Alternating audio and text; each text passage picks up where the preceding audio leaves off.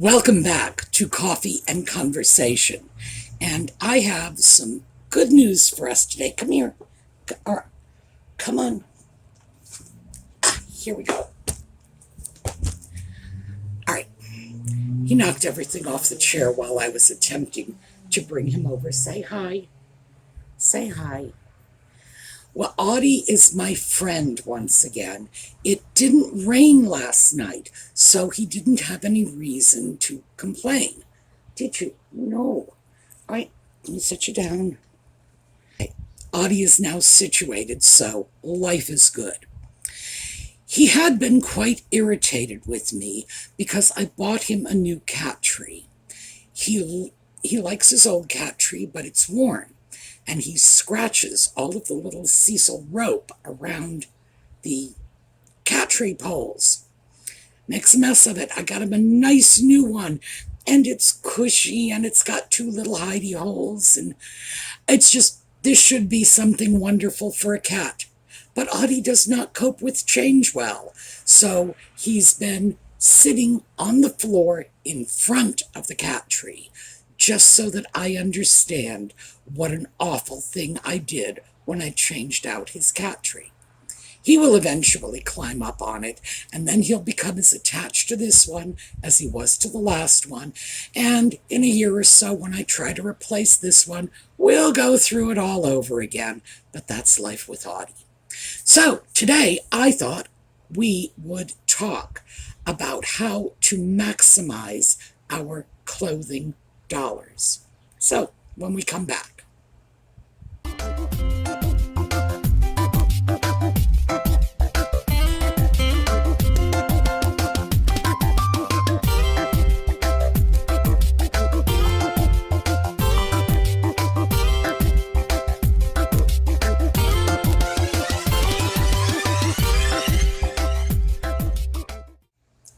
Well, Audie has gone off. He's probably back to sitting in front of that cat tree that is just new and therefore doesn't belong in his house. But we have the Audie cup, and he will probably return because he's a little happier with me than he's been lately. So today I thought we would talk about how to maximize the clothing allowance that we give ourselves, how to make the most out of it. And we're going to do this, we're going to use a variety of tools here. Some of it's going to be mathematics. Cost per wear is inherently mathematical. Don't worry, I'll do the math. You don't need to be concerned about that. But math doesn't lie. And it's always a good idea to keep track of your purchases and to keep track of how frequently you wear the items you've purchased. Nevertheless, it's just one of many, many tools. So let's start with an overview because we have to look at what a reasonable clothing allowance is. That's where I started. What is a normal amount of money to spend on clothing? Now, for me, I will be honest with you, the reason this is important is because I will then take this as a challenge to get nice clothes for less money. I don't know about the rest of you, but boy, you give me something like that. The average woman spends $40 a week. It's like, well, I'm going to make sure I'm only spending $35. It makes it fun for me. And it gives me something to focus on other than spending. Because I do shop out of boredom. I admit it, I do that a lot. I shouldn't admit it because I don't want to own that. I should just say, no, I don't. And start to envision myself as a person who does not shop out of boredom. Maybe that'll work. Well, it hasn't worked in almost 70 years. So I guess I shouldn't hold out much hope. The problem with figuring out how much the average American woman spends on clothing is we really don't have reliable figures. We have people who will come out and say, this is what you should spend on clothing. By the way, that is 5% 5% of your net income. But does that mean that's what people are spending on clothing? Does that mean that the clothing manufacturers have not had some influence on that figure? It would be in their best interest to keep the figure high, after all. Does it mean the government has no influence on this? It would be in their interests to keep that figure low, right? So we have to be suspicious of "you should," "this is your goal." No, because we need to set our own goals. And at the very least, we need to know, if we're taking someone else's goal, who they are and what their agenda is. But here's the thing, and I went through this before. The average American woman spends anywhere from $400 to $2,500 a year on clothing. Now, this is just the information that is currently available. I'm throwing the $400 figure right out the window because, remember, this is average American woman. And if you want to know whether or not figures hold up, and remember, my specialty is educational research, so figuring out if the numbers hold up is right in my wheelhouse, right square in there, and I do love this. You compare it to other average American woman expenditure figures. So, $400 on clothes? Well, let's start with the average American woman also buys 4 bras a year. And then we look at bras. The average cost of a low-end but decent quality bra is $30. Now, most of us are women, so we know this to be true. We know that's your entry point to get a good quality bra. It's all there is to it.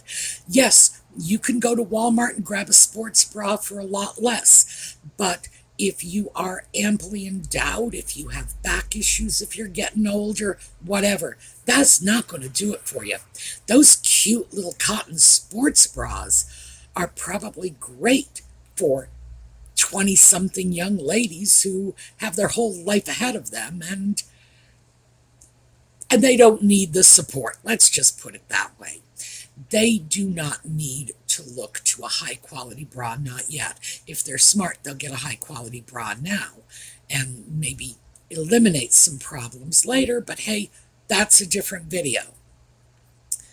4 bras at $30 a piece is $120. Okay, that part of the math is simple.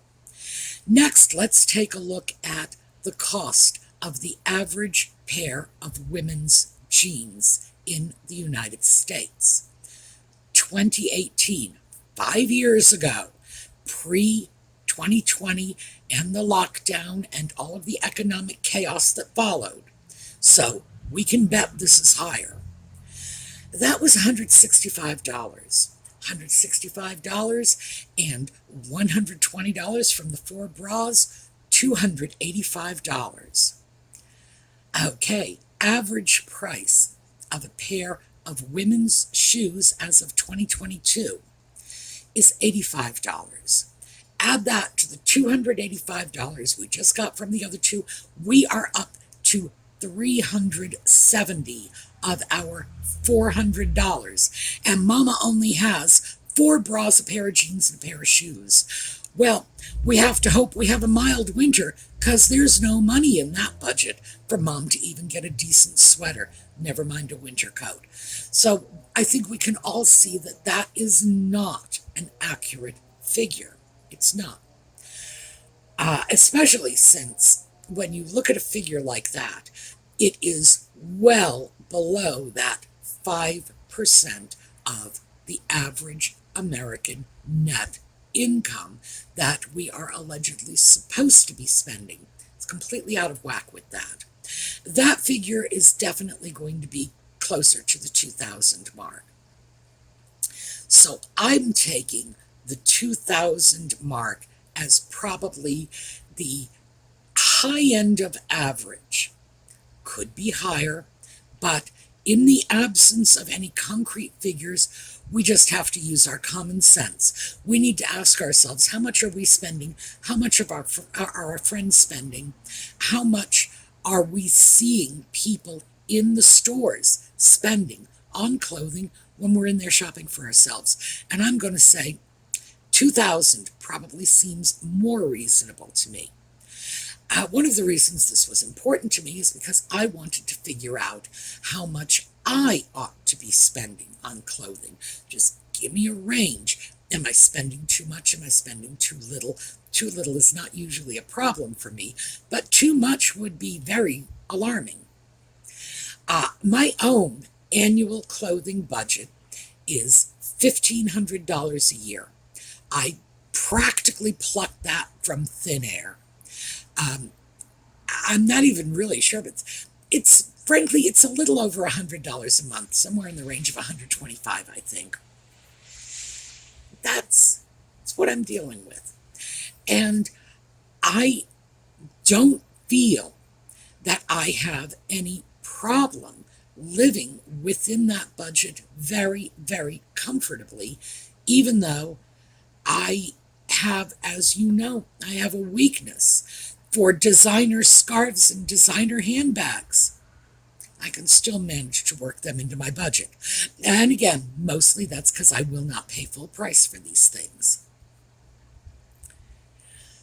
But the tool that has been most useful for me in terms of figuring out what I should or should not be buying has been the cost per wear.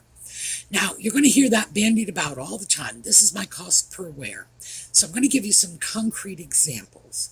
And I'm just going to pull them out of my own virtual closet because, as I've mentioned before, I keep photographic records of everything in a folder on my computer. It's that simple. So it's right here and it's available. And when I say I keep records, I snap a picture. I have what the item is, what color it is, because I'm blind. Okay, and I don't always do well with colors, but as long as I can read the description, it's like, oh, so that's not blue after all, that's black. Okay, I'm good. I want to know when and where I bought it, and I want to know how much I paid for it. All that is in the name of the photograph. So I get a photograph and it will say, white t-shirt, Walmart 2023, $7.95, .jpg. That's what the file photo is named. So all that information is right there. Makes things very, very convenient. So I started looking at, in particular, some purchases I needed to make this month. And they are men's white sleeveless undershirts. So I guess we call them officially A-shirts as opposed to T-shirts. In fact, virtually everybody I know calls them wife beaters. So, but I do have to explain because not everybody who watches these videos is from the US. I believe in Australia they're called onesies, but for us that is a small baby garment. I've also heard these t-shirts called Stanley Kowalskis, and that was a term that was popular years ago, and it comes from Marlon Brando in A Streetcar Named Desire. Here's the picture, just so you can see what this t-shirt looks like. And I keep calling it a t-shirt. It's not. It's an undershirt. It's a sleeveless shirt. Now, the last time I bought shirts like this, my cost per wear was so low, Fruit of the Loom might as well have been paying me to wear it.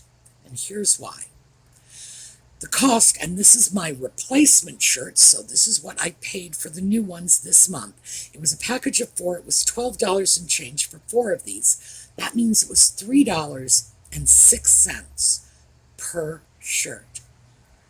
Now, that's my starting figure in terms of cost per wear. We're going to set that aside for a moment. I wear the daylights out of these things because in the summer, I will wear them as tank tops just hanging around the house. Now, obviously, I wouldn't wear that off to the grocery store, and only under the most bizarre circumstances would I actually wear something like that out in my yard, because it's basically underwear. But I can wear that around the house. Nobody here but me, and Audie doesn't complain that much. And I will wear a shirt like this almost every single day in the winter. So what I will do is I will take that figure, so let's just say 365 days, and I will take the original figure, the cost, $3.06. I will divide that by 365, and what you're coming up with is a penny a wear for the first year. You know, like I said, the math doesn't lie. Let me just pull up a calculator and see what that exact cost is. So we had 3.06 divided by 365 equals, let's see, this is 0.8 of a cent. In the first year, as I say, Fruit of the Loom might as well be paying me to wear it.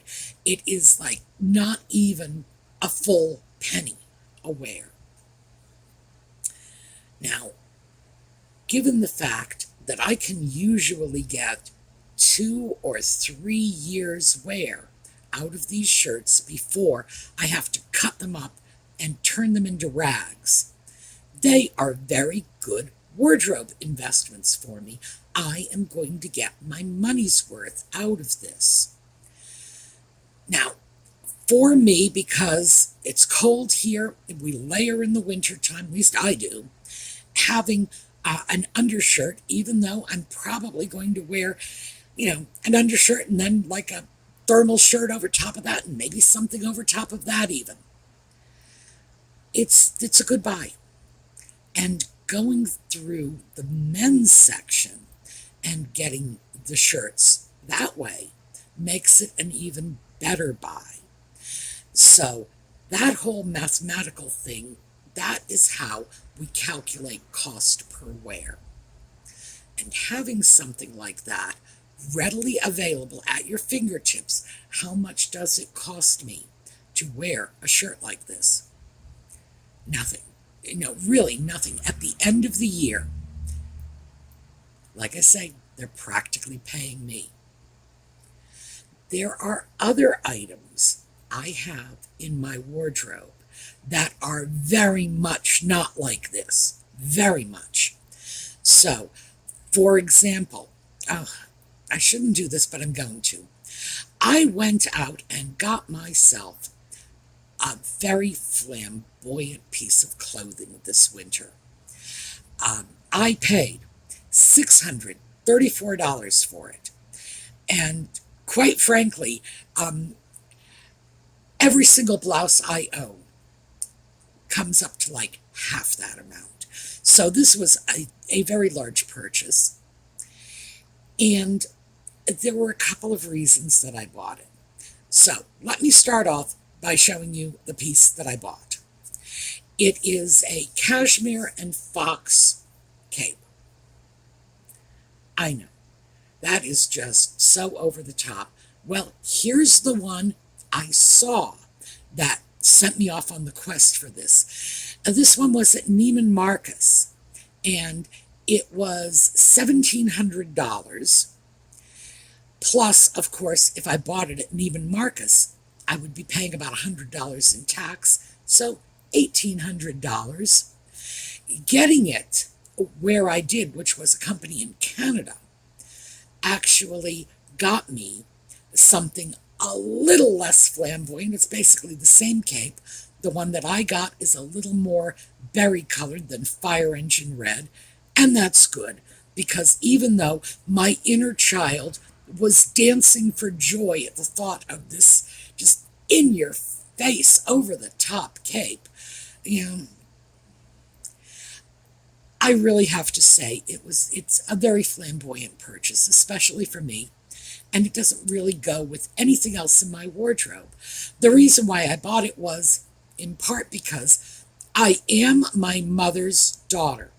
When I found it for 66% off, you better believe I was going to buy it. My mother would be so proud. My mother would get in her car and drive 5 miles across town and spend all that in gasoline to save 2 cents on a can of green beans. She would. It's just, that was just how her mind worked. And there is a piece of me that just, it's like my eyes just light up when somebody says discount. The main reason I bought it was because I saw a cape very much like this 50 years ago, wanted to buy it, but they were out of stock by the time my order got processed, and I didn't get it. But here's the thing, 50 years later, I still love the daylights out of that. And yes, I am not, in my late teens anymore. This is probably not appropriate for a woman my age, but it was my Christmas present to me. And my inner child is just delighted with this. Now, am I ever going to get that cape down to like a penny a wear? No, I'm not going to live that long, frankly. It is always going to have a high cost per wear. And this is why I say cost per wear is just one tool. We all have things in our wardrobe that are going to have an extremely high cost per wear. Like the fancy suit we ended up getting to go to the business meeting, and we might wear that 3 times a year, but it was ghastly expensive, but we truly needed it at the time. Yeah, that's going to happen. The really, really nice shoes that we wore to our cousin's wedding. And these are nice shoes, and they were expensive, so we are not wearing them out to dig the tulips in the garden. We're going to put them away and brush them off carefully and take good care of them, and the cost per wear is going to be high. And that whole thing was just, the whole thing about the cape, I should have found something less embarrassing, because it was just to illustrate the point that we are going to depart from the cost per wear analysis from time to time, and this is not a bad thing. And keep in mind that those little A shirts, those wife beaters, that I get and get so much use out of, when that cost per wear goes down so low, I can actually throw in more expensive things. $1,500 a year. What I can do with that is I can divide that by 365, and I come up with a cost per wear allowance per day. So this is another tool. It's taking cost per wear and doing something different with it. My cost per wear allowance is like $4 a day, based on that $1,500 that I allow myself per year. So if the undershirt is practically free, and by the way, the next layer will be practically free too, because I get these men's, well, some of these are women, mostly I get men's thermal Henley long-sleeved undershirts, and they in general cost somewhere between $7 and $10 a piece, because they're men's, and men's clothing invariably costs less than women's clothing. It's not fair, but it's so. That's one of my basic winter underlaying pieces, and believe me, at the end of the year, those pieces will have worked their way down to about a penny a wear. And then the other things in my wardrobe that will get a lot of wear, cost per wear drops proportionally with every wear. If you wear it 5 times a year, price will be up here. If you wear it 10 times a year, the price is going to be half that. You wear it 20 times a year, the price is going to be a quarter that 5 times. It's just math. And you gotta love math, it's beautiful. So that is another way to calculate cost per wear. You give yourself a daily wear budget. When you get that low, pennies per wear, that does allow you to get something more extravagant, more frivolous. And I am a big believer in extravagance and frivolity in your wardrobe. I truly am. I cannot bear to watch these beautiful young women, and you find them all over YouTube and all over TikTok, and I'm sure you find them all over the streets in some areas, and all they are wearing is black and white and gray. And I just think to myself, oh child, what you are passing up. I like a certain amount of play, a certain amount of frivolity in my wardrobe. Yes, I know. Red cape. Got it. This allows for that. It says, this is my budget. And there are a couple of things I can do with it. I can take all the money I've saved and I can hoard it in a pile and jump up and down on it like Scrooge McDuck. Or I can take that money and do something fun. It can go into my, designer scarves, and you know how I love my scarves. I can get some new scarves. I can get a handbag. I can go out to the movies, whatever I want to do with that. That, by the way, is one of the things that, if you can afford to do it, I would wholeheartedly recommend. If you take your clothing budget and save money in one area, when there's a little left over at the end of the year, treat yourself. We shouldn't always be living our lives in terms of consolidating and saving and scrimping. It can be fun, too, because there are so many things in my wardrobe that I have gotten at deep, deep discounts because I'm a bargain shopper. I do not like paying a lot of money for things. Get so many things at deep, deep discount that if I started calculating, and actually I've done this, so I can probably tell you, my overtops, sweaters, jackets, sweatshirts, anything I ordinarily wear over a regular top that I might be willing to wear out in the streets. It's my overtop category. Average price on that is $63 per. The reason it is $63 per is because I have a couple of expensive jackets and sweaters in there. 63. The tops, the stuff like this, average cost per item, and this is not per wear, but cost per item is around $17, which is considerably less than the average. That allows me to sort of take that money and send it somewhere else. And that's what I do.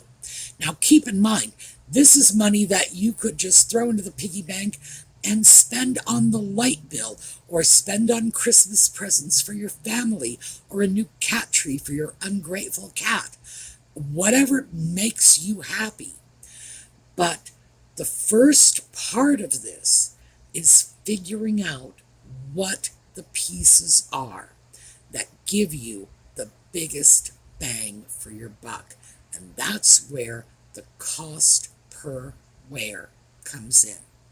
And, the whole point of throwing that cape in there is I just want to show you I'm not a stickler. That is not the only metric I use, because The cost per wear on that cape is, well, to date, it is $634 because I've only worn it once. There you go. And I probably will not wear it a great deal more. I believe if I work really hard within the first year of owning this thing, which is between now and this Christmas, I will probably get it down to maybe $100 per wear. And who knows, next year I'll be able to cut that in half, $50 a wear. And that's why cost per wear works, because it accumulates over time. What it costs you to wear an item this year is not what it will cost next year. Next year it's going to go down, down, down. So just keep that in mind. It is important.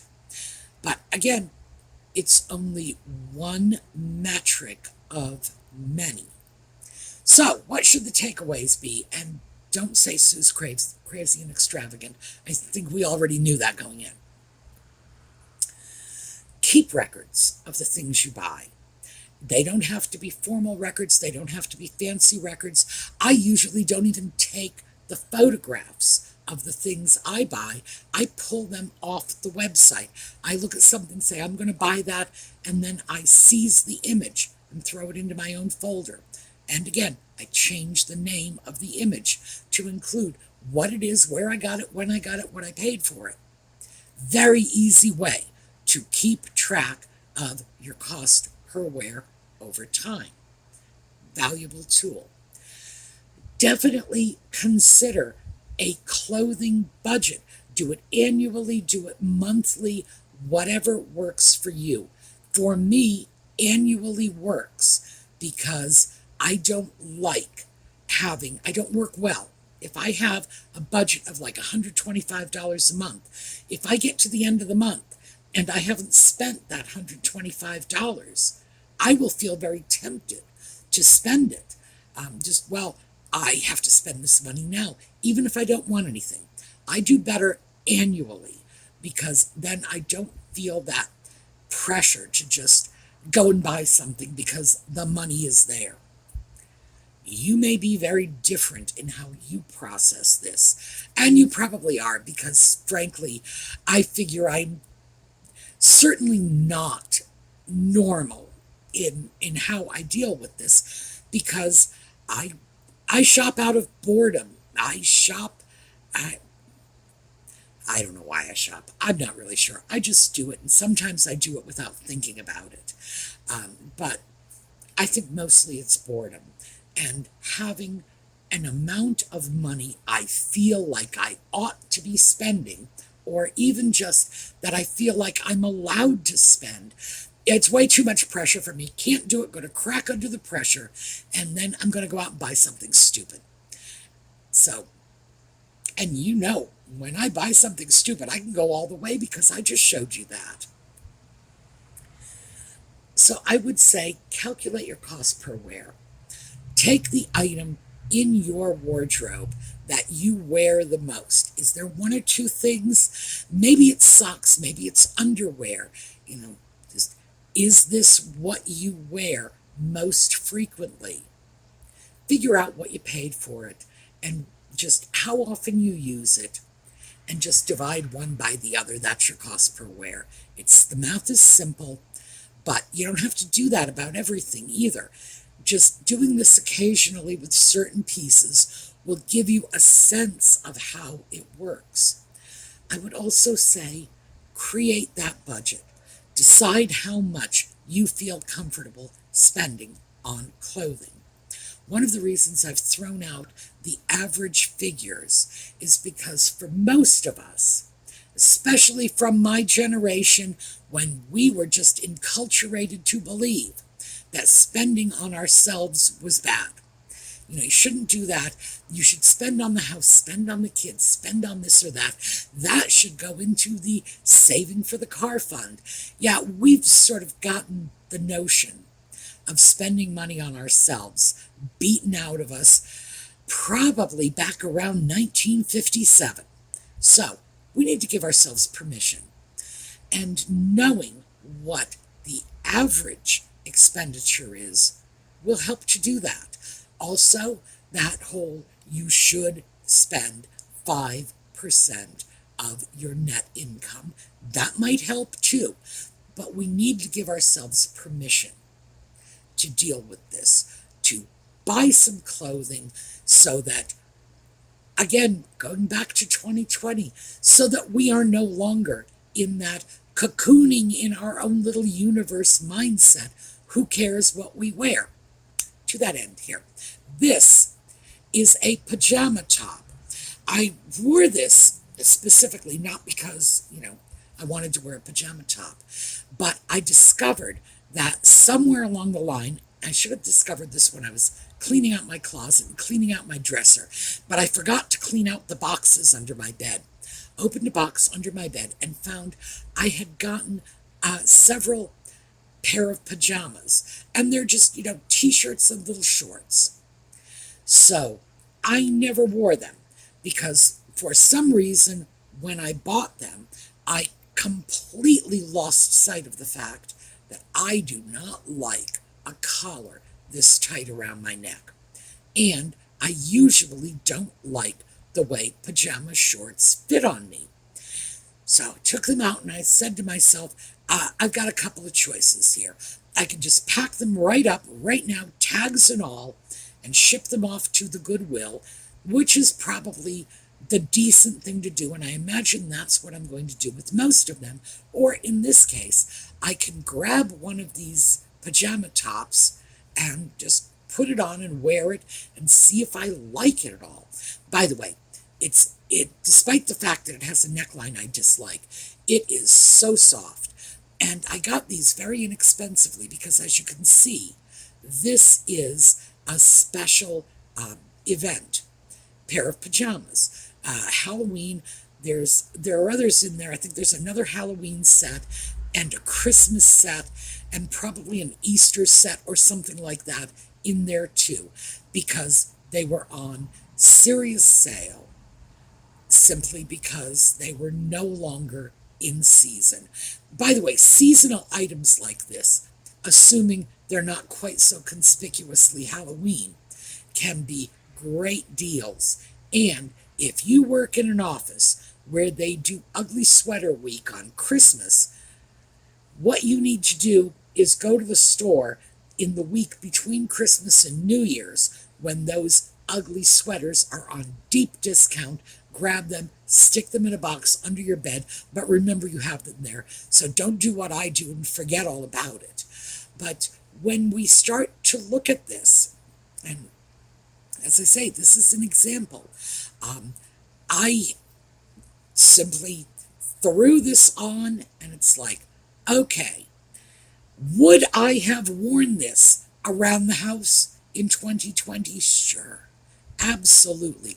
Would I have worn it out grocery shopping? Maybe. Somehow my standards in 2020 just really, really dropped. So that's what we need to get away from. We all need to sort of work our way back into the world like real human beings. This, I like it. It's soft. It's going to the Goodwill. It's not something I am going to wear out of the house, even though I rather thought I would when I first put it on. Oh, I can wear that out in the yard. No, I can't. No, it's like, stop this nonsense. And that's the mindset we need to break. And taking a good hard look at our wardrobes and how those wardrobes were impacted by lockdown and just all of the craziness of 2020 is one way to help us break that pattern. Now, I've already gone way over time limit on this, but we are going to pick up some of these threads later because remember, that cost per wear is only one tool of many. I also mentioned the set your budget. and stay within your budget. Promise yourself a treat if there's a little extra leftover money. We're going to take a look at other tools to help us get a handle on, well, I can't say the mess that is our closet. What I can say is the mess that was formerly my closet, and I am getting rid of it now. So my mess, I'm not going to try to put it off on you, although I imagine some of you are in the same or similar circumstances. So we're going to keep looking at these tools as we move along. All right, we're going to take a look at a slideshow on the way out. Audie did not come back to keep us company. Like I said, I'm quite certain he's sitting in the kitchen, sitting on the floor in front of that new cat tree, just looking unhappy. It's not going to work. I'm not going to get rid of this and give him his old cat tree back. He'll figure that out. So, he didn't come back. We're still going to take a look at a slideshow.